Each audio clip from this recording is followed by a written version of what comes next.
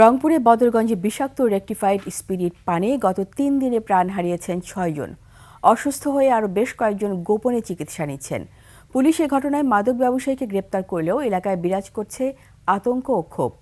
বিভাগীয় প্রতিনিধি লিয়াকত আলী বাদলে পাঠানো তথ্য ছবিতে বিস্তারিত দেখুন ডেস্ক রিপোর্টে।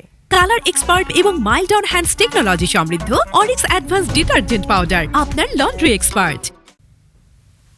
রংপুর সদর ও বদরগঞ্জ উপজেলার সীমান্তবর্তী শ্যামপুর এলাকায় এখন শোকের ছায়া। মাত্র ৩ দিনের ব্যবধানে রেকটিফাইড স্পিরিট পানে মারা গেলেন ৬ জন।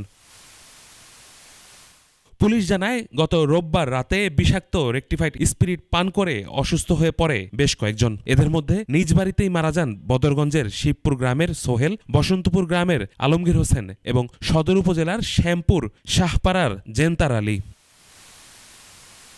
মৃত্যুর এ মিছিল থামেনি সেখানেই।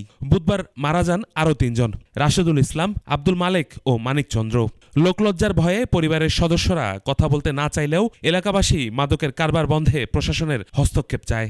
মানুষ নষ্ট হয়ে যায়, তাহলে সেটা একটু দেখারও দরকার, সরকার পক্ষকেও দেখা দরকার, আইন প্রয়োগও করা দরকার। বলে কি করবে কি বে নাম ওইটা বলে খাইছি, ওইটা মানে ওইটে ডেট বলে ফেল হয়ে গেছে। মাদক বিরোধী অভিযানটা যদি জোরদার করা হয়, সোর্স বাড়াই দিয়ে যদি এগুলোকে মনে করেন যে তাৎক্ষণিক অ্যাকশনের উপরে থাকা যায়, তাহলে মনে হয় অনেকটা আমরা এটা থেকে পরিত্রাণ পেতে পারি। বমির ওষুধ আর জ্বরের ওষুধ আসি খাইছে, খাইটা শুয়েছিল।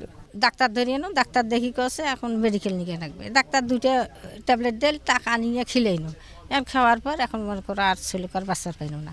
পুলিশ জানায়, মৃতদেহের মরদেহ ময়নাতদন্ত শেষে দাফন করা হয়েছে। এ ঘটনায় থানায় মামলা হয়েছে। আমরা আজকে যে শ্যামপুরে গেছিলাম, এখন আপনার বক্তব্য পুলিশের ভিতরে পোশাক লাগে, আর আমার এসপি স্যারের সাথে বলার বিষয় আছে। অসাধু মাদক কারবারিরা দীর্ঘদিন এলাকায় বিষাক্ত স্পিরিট বিক্রি করলেও প্রশাসন কোনো পদক্ষেপ না নেয়ায় ক্ষুব্ধ স্থানীয়রা। ইউসুফ হাসান নাইম, 21 টেলিভিশন।